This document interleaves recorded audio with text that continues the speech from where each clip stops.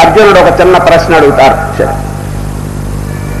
విశ్వరూపం అంతా చూచినారు కదండి, వారికి ఒక సందేహం కలిగింది. కృష్ణ, ఒక స్వరూపాన్ని ధ్యానం చేసేవారు గొప్పవారా, లేక ఏ రూపం చూడకుండా మనస్సులో ఏ నిరాకార నిర్గుణ స్వరూపాన్ని ధ్యానం చేసేవారు గొప్పవారా? ప్రశ్న అందరికీ అర్థమైందండి. చూడండి, ఇప్పుడు పటం అక్కడ పెట్టుకోండి, పూజ చేస్తున్నారు కొందరు. అక్కడ ఒక మూర్తి, దేవాలయంలో ఒక విగ్రహం ఉంది, దాన్ని పూజ చేస్తున్నారు. ఈ సగుణ పూజ గొప్పదా, లేక కొందరండి అసలు ఎదురుగుండా ఒక వస్తువుని పెట్టుకోవటం కానీ ఇదంతా ఏ ఉండదండి, కళ్ళు మూసుకుని తమ యొక్క హృదయంలోనే ధ్యానం చేస్తుంటారు. తమ హృదయంలో ఆత్మ ఉన్నది కదండి, ఆ ఆత్మస్వరూపాన్ని గురించి చక్కగా నిరాకారం, నిర్గుణ, నిర్వికార, నిశ్చల ఆత్మస్వరూపాన్ని గురించి చింతన చేస్తుంటారు.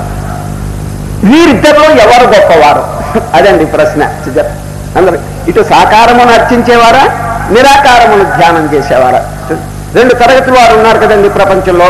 వీరిద్దరిలో ఎవరు గొప్పవారు, శ్రేష్ఠులు అని అర్జునుడి గారికి ఒక సందేహం కలిగింది. ఏవం సతతయుక్తా ఏ భక్తాస్త్వాం పర్యుపాసతే ఏ చాప్యక్షరమవ్యక్తం తేషాం కే యోగవిత్తమా. దానికి శ్రీకృష్ణ పరమాత్మ రిప్లై వండర్ఫుల్ గా ఉందండి, చాలా అద్భుతంగా ఉందండి. ఇప్పుడు ప్రపంచంలో మనం ఈ రేషియో ప్రపోర్షన్ కనుక జాగ్రత్తగా చూస్తే ఎవరెవరు ఎంతంత సంఖ్యలో ఉన్నారు అని చెప్పి చూస్తే ఈ సాకారమును పూజ చేసేటువంటి వారే 100కి 95% ఉన్నారండి. 100కి 95 మంది ఉన్నారు.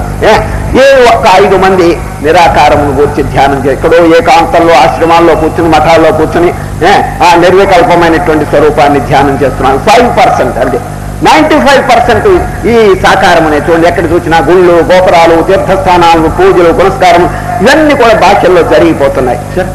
ఇప్పుడు ఈ నిరాకారమే గొప్పదని చెప్పితే ఏమైపోతారు చెప్పండి? సాకారం వాళ్ళంతా 100కి 90 నిరుత్సాహపడిపోతారు. సరే, శ్రీకృష్ణ పరమాత్మ బాగా ఆలోచించి ఎవరికి దెబ్బ లేకుండా మధ్య తరగతిగా జవాబు చెప్పారండి. నాయన అర్జున, ఇద్దరూ గొప్పవారే, కానీ శ్రద్ధతో ధ్యానం చేసేటువంటి వారు గొప్పవారు అన్నట్లు. శ్రద్ధ అనే దానికి వాల్యూ ఇచ్చారు అక్కడ. సార్,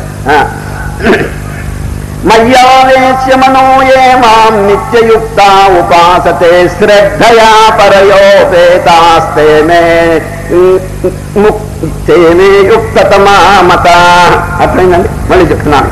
మయ్యావేశ్య మనో ఏ మాం నిత్యయుక్త ఉపాసతే శ్రద్ధయా పరయోపేతాస్తే మే యుక్తతమా మత.